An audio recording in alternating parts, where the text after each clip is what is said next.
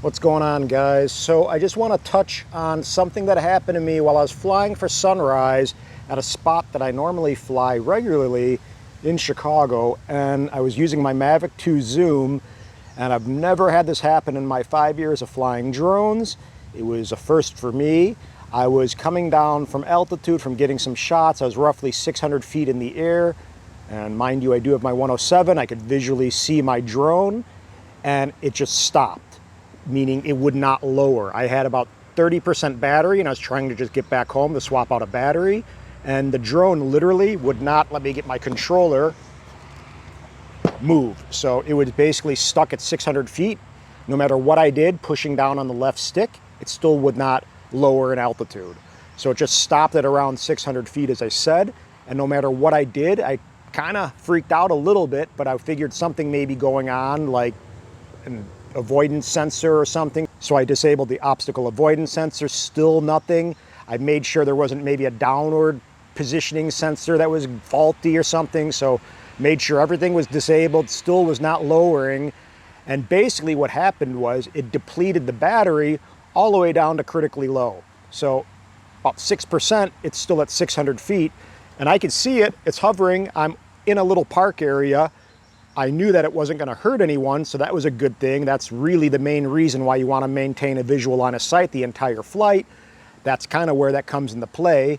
So I could see the drone, I could tell what it was doing, but it was not lowering. It was actually flying back and forth. I don't know, I think it raised altitude as well, but it would not lower. I tried return to home would not do anything. So just a really crazy situation to not physically be able to do anything and lose control of your drone. I literally couldn't get down, and it was depleting my battery, and around 2% battery. I was actually having a friend of mine meet me to buy one of my Mavic Air 2 batteries and a little car cable, and he came up right as the drone started to land, and he really had no clue what I just went through. So I basically went through the 10 minutes while this thing was trying to land, trying to figure it out. I force quit the app, did everything I could think of to possibly get this thing safely down, but it just wasn't responsive.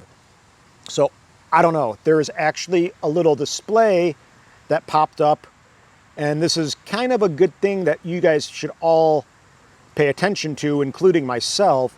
When I was about to fly, I got the little safety notification pulling up. So it basically said this. It said, you are approaching an authorization zone 150 meters, authorization zone type Chicago Midway International Airport. Now, mind you, this is new. I've flown this zone a bunch of times, so I don't know if they just recently changed this, but it basically said your aircraft may experience return to home interruption, hovering, or intelligent flight mode cancellation.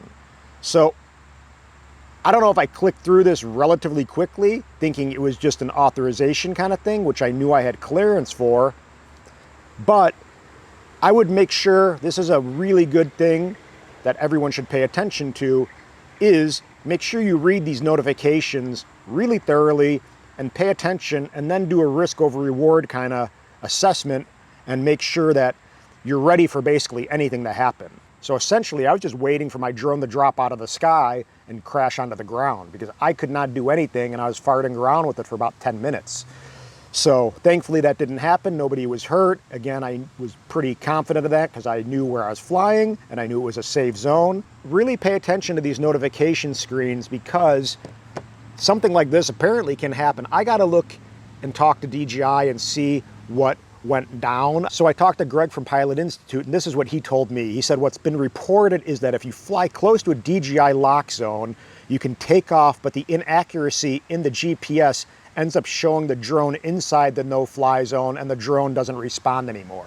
So that's apparently what we know so far about the drone unresponsiveness and not lowering and dropping altitude. So I don't know. I mean, my airspace was clear. I had visual line of sight on the drone. You know, all was good. I've flown here, as I said, a bunch of times. So in my mind, I was good to go. I knew exactly what I was doing, so I thought. One of the good things from taking your 107, you learn about resignation and some of the things you don't want to do.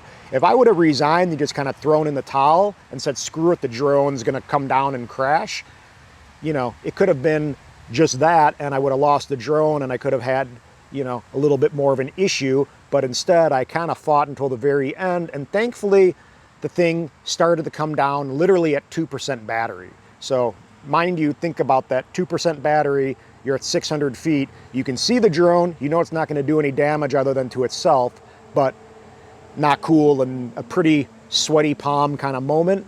But I just wanted to touch on that because that was something new that I've literally never come across in my entire time flying a drone. I've never not been able to drop altitude and get my drone back to me. So DJI, I hope that's just some kind of weird little thing that I'm getting caught in this no-fly zone kind of confusion. But at the same time, to render a pilot useless when they're flying their drones, no matter what, sucks, in my opinion. That's just not a good solution. So I don't know. I mean, I just wanted to land my drone and get out of Dodge and be done with it, but I couldn't physically land the drone. And then I kind of went through this whole thing of not knowing what to do because I had really no thing that I could do. So I went through this whole mental mindset of kind of not panicking like we would do in the ocean. You don't panic or else things get really bad and you drown. So I didn't panic. I just kind of, obviously you get stressed and you can't think as clearly, but you got to slow down. I powered down the remote control. I powered it back on. I force quit all my apps. I reopened the DJI Go 4 app. That still didn't work. I turned off the obstacle avoidance sensors. That didn't work. I tried return to home. That didn't work. So I went through as much as I thought I could do. I mean, someone actually suggested doing the little hack to get this thing to be able to get into ADI mode. The Mavic 2 Zoom and Pro doesn't have an ADI mode. It has the sport mode, the positioning mode, and the tripod mode. So unlike a Phantom 4 Pro that does have an ADI mode, but that would probably add a whole other set of issues because if I did have an incident and I had a hack kind of thing to my drone, then guess what? I'm most likely at fault no matter what. So I just wanted to talk about this because, as I said, to physically not be able to land my drone was something really new, pretty darn scary, and obviously I lost total control of the drone as far as not being able to get my drone back to the earth. So that was pretty kind of sketchy. So this guy, thankfully, still in one piece.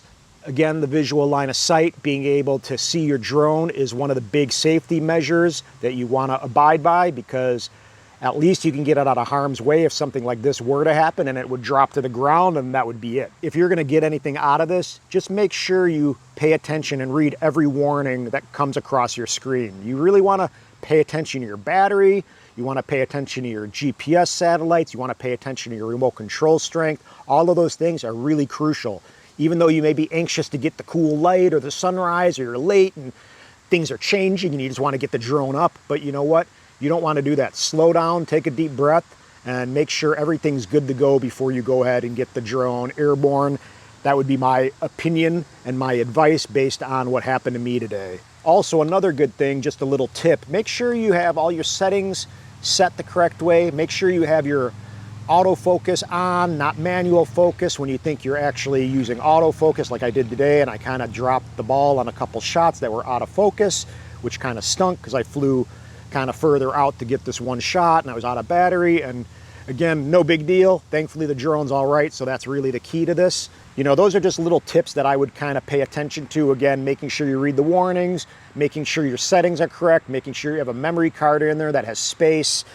Make sure you check your airspace with Aloft or AirMap, and I know a lot of people don't like AirMap, but regardless, just check, play it safe, and make sure you're good to go before you take off, no matter what. It's kind of like in Hawaii, when I would do a lot of water photography, we'd have a water housing with our camera. So we'd have an expensive camera, $5,000, $6,000 camera. We'd have the water housing, you have a seal, and you got to kind of put your camera into the water housing and make sure everything's really good, no sand on the gasket. It's a kind of crucial thing that one little thing could really mess up your entire swim. You can drown your camera, you could lose a bunch of money, you could have an incident. You just don't want to rush through something that is kind of critical to your game when you're doing something like this. So again, when you get to the beach, for example, shooting waves or water, you don't want to be all amped up because you're going to be, if it's a big surf day and waves are up, you're going to be all jacked, wanting to get in the water, probably caffeinated. And you need to really slow down. So a lot of people will actually prepare their cameras the night before and get everything ready. So when they get to the ocean, essentially all they need to do is pop on their gear and get going, because they didn't have that whole rushing kind of thing happening when they were at the beach wanting to get in the water and having to set everything up for the first time. So just a little info on what went down today. I think it's a good learning lesson for everyone, including myself. I have to follow up with DJI and see what they have to say about this. But if you guys ever experience being able to physically not be able to lower your drone to the ground, please let me know what happened and what you did and what the outcome was. Hopefully everything was all good. But again, if you found any of this helpful, thumbs up, guys. Aloha, subscribe, have a beautiful weekend, and peace. Bye.